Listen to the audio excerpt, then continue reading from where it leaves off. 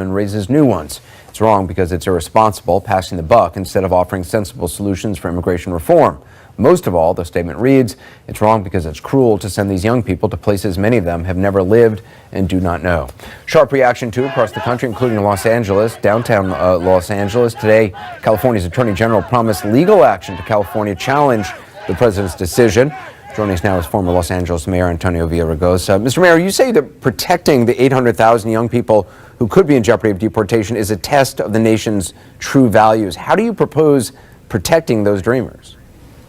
Well, I think the Attorney General is correct, and the governor supports him, that we should take a page out of Texas' book and use the 10th Amendment and test this new effort on the part of the Trump administration to end the DACA program.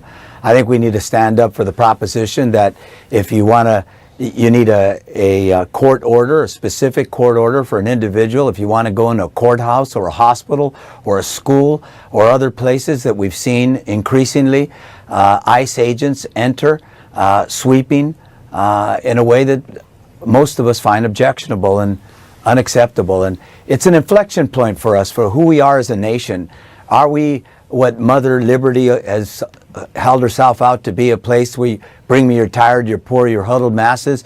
Or are we just going to send 800,000 to 1 million kids, because not everybody applied for DACA, back to countries they've never been to, they don't know except as children? What do you say to those who agree with President Trump and the Attorney General that today's actions restores responsibility and rule of law to immigration?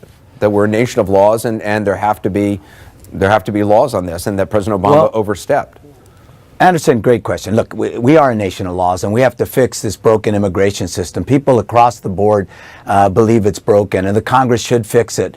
And there are Congress members in California that have not supported either fixing the broken immigration system, addressing the DACA kids, doing anything with respect to giving people a pathway to citizenship and fixing this broken problem. So, look, the law is not exactly clear on the issue. I heard people earlier today saying that the President Obama didn't have the authority to do it. Some courts have said he did. It's not a certain issue, but what we do know is the Congress does have the ability to make that decision, to change the law, to make sure to protect these DACA kids, and I hope they do that. I think we those of us who believe in this country, who believe that we shouldn't have a Muslim ban, who believe that transgender patriots ought to be able to serve in the military, who believe that these DACA kids who are graduating from high school and college, contributing to the economy, ought to be able to participate in this great nation. That's who we are. That's who we've always held ourselves out to be. When you hear the president saying that he has love for the dreamers and that something has to be done in Congress to address this situation, do you believe Congress can actually get legislation passed? Because, the track record obviously on this is not good. Well, it's clear by his actions that he doesn't have love for the dreamers. And it's also clear that over the decade, as some of your earlier participants stated, neither party has really addressed this issue in the way that we need to. I think we need to stop screaming at one another, work together across partisan lines, and figure this out to fix it. There are 7 people in the Congress, as I said, who have not supported it in the past. 2 of them have indicated they will. Every single member of Congress representing the state of California, which overwhelmingly supports the dreamers. As you know, more than 25% of the dreamers are living in California. LA's the epicenter, yet we're the 6th largest economy in the world. LA is the 17th largest economy in the world if you look at the metropolitan economy, and many of the people here are undocumented. They're working in ag, in construction, in the service and hospitality industries, and we ought to acknowledge that and bring them in. Mayor Antonio Villaraigosa, I appreciate it. Thanks very much. It's always good to be on your show, Anderson. Back now with the panel. Paul, what do you say to those who say, look, this is bad for jobs for American citizens, even though unemployment is obviously extremely low right now? That's what I would say. The president has been bragging that unemployment is at a 16-year low. So it's kind of hard to make that case and to make that argument. But I also say that these young people, as Maria points out, they're just as American as the rest of us. They don't have papers. They were brought here through no fault of their own. and they have played by the rules. To be eligible to be a dreamer, you have to have no criminal record whatsoever. You have to have a completely clean record. So, and they're going into jobs, they're going into college, they're going into the military.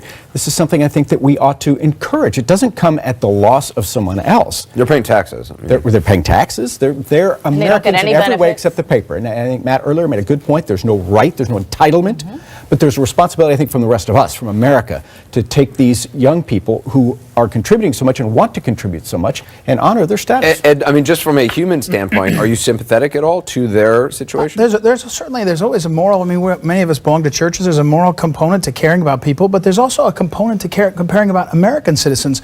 I mean, Paul, you're not telling the truth. You look at the camera and you don't tell truth. They broke the law. They are law breakers. No, they didn't. No, They are. didn't. Their status is as didn't. lawbreakers. No, Guys, they didn't. They did not. Listen, there's plenty. No, what is that act? Paul, listen. What is that act of crossing the Paul, border without you papers? can filibuster a minute. Let me just I'm asking you a explain to question. you. What's I'm that not. act? I know, but It's it's not a your civil show. offense. It's not a criminal offense, Ed. And listen, in this country, there are not even people a that crime. get in line legally to be immigrants, and then there are people that are citizens. We voted an election. You lost. Your team lost. Hold on. Hold on. Your team lost. My team won by 3 million votes. And the team that won is the team that said, let's put Americans first. We the people. If the Congress wants to now change the laws, by the way, I'm for changing birthright citizenship. There's no other country in the world that says, come to our country, have a baby, that baby's a citizen. Wow. We ought to change that. But that's my argument policy until the How about a Congress changes grandfather that. clause? Wow. But you know what? How far back will we go? You know what the American people want, Paul, is they want less of the people like you who put Americans Really? last, Really? Thank and they you for want that. people that want to put America first. Thanks, Really? thanks, That's it. Ed. Per your law, I would not be pretty- an American citizen That- today. that's not a Thank personal you. thing. That's just a Thank you preference very of much. policy.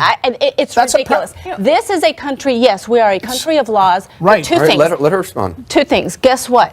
The rule of law is made to serve societies, not the other way around. So when societies evolve and situations are such that the laws no longer are serving that society, they change them. That's why we have lawmakers. The Hang Constitution on, serves hang on. Americans, I'm not finished. not the world. I am not finished. That's why we have lawmakers, and that is why right now, today, our immigration laws do not serve us well, which is why we have been trying to change it. Yes, it's difficult, but this is the reality. Secondly, the reality on jobs and the economy. These dreamers contribute almost $500 billion a decade to our economy. They take out, too. No, They the take out, jobs, too. Of no, course they they don't. take out. The jobs that they take are as people who wash dishes, they babysit, they work at snow cone stands. They are minimum wage jobs, and they want to go to school to be able to continue to contribute to this great society. This is a society that was based on immigrant labor,